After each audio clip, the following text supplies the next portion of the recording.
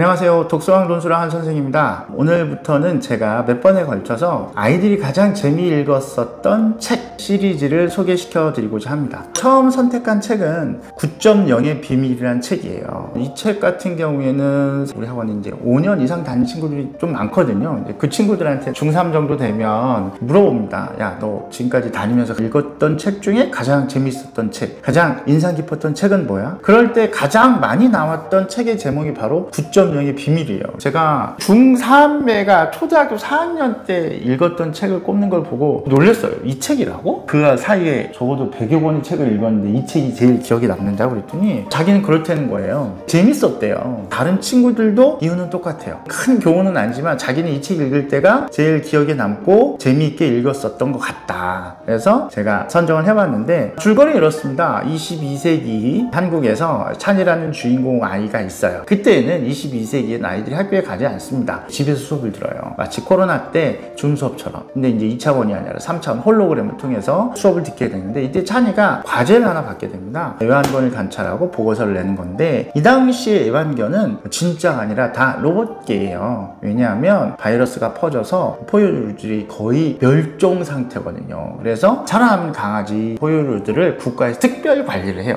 얘가 이제 어느 날 공원에서 놀다가 강아지가 피를 흘리는 걸 보고 진짜 개라는 걸 알게 됩니다. 그러면서 이제 특별한 관계를 쌓아가는 거죠. 그런데 이때 이 시대에 있었던 악당들, 바로 로봇계를 훔쳐서 돈을 버는 악당들한테 이 9.0 강아지가 납치를 당하게 됩니다. 이름이 이제 9.0의 비밀인 이유는 업그레이드 버전이 9.0이에요. 그 악당으로부터 찬이가 혼자 강아지를 구하게 되고 그 과정에서 비밀 사육사라는 존재를 만나게 됩니다. 국가에서 공인받은 진짜 개들을 키우는 사람들이죠. 그 사람들을 만나게 되면서 겪는 해프닝들이 이 책의 중심 줄거리고요. 결국은 나중에 이제 이 찬이가 비밀 사육사라는 꿈을 꾸게 되면서 이 책이 마무리가 됩니다.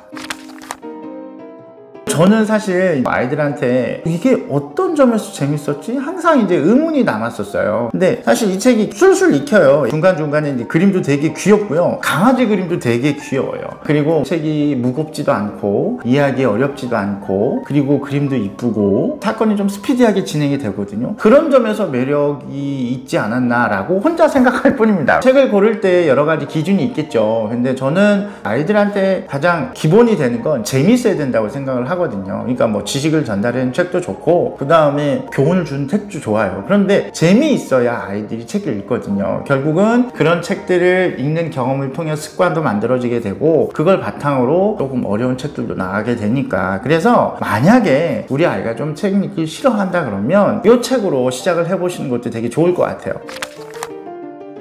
제가 이때 사회적 문제와 연결돼서 이 유기견의 문제에 대해서 생각하고 글을 썼던 것 같아요. 우리가 이제 반려동물 인구가 대한민국에 700만 정도가 있다고 한다. 그런데 매해 10만 마리 정도의 유기견이 발생한다고 한다. 어떻게 해결해야 되냐라고 이제 아이들끼리 얘기를 했었어요. 근데 이 책에서 비밀 사육사라는 존재가 나오거든요. 비밀 사육사는 국가로부터 특별히 자격을 부여받은 사람들이고 그 사람들만이 실제 개들을 기를 수가 있는 거죠. 우리나라에서도 그렇게 반려동물을 키울 때 자격증 같은 제도를 도입해야 된다 아이들이 얘기를 해요. 그런 얘기들을 바탕으로 해서 토의하고 그 다음에 글을 썼던 것 같습니다. 아이들이 책을 재미있게 읽어봤기 때문에 상당히 말을 많이 하는 수업이었던 것 같습니다. 어머님들도 재미있는 책으로 아이들의 독서 지도를 하면 조금은 쉽게 접근하실 수 있을 것 같습니다. 왠진 모르지만 아이들이 가장 재미있게 읽었던 책 바로 9.0의 비밀입니다. 이상으로 독서왕 논술왕 한 선생이었습니다.